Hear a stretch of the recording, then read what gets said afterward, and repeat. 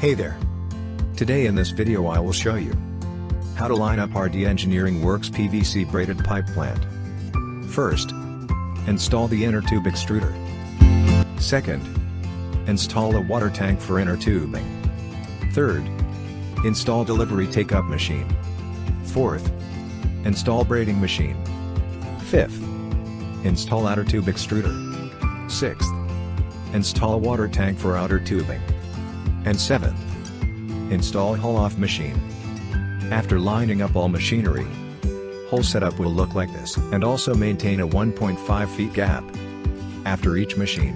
And you can install a mixer and machine's control panel near the extrusion plant at your convenience. Thank you for watching this tutorial. If you have any doubts or problem, feel free to contact us on a given contact info. For more tutorial videos and our machinery videos, don't forget to subscribe this channel.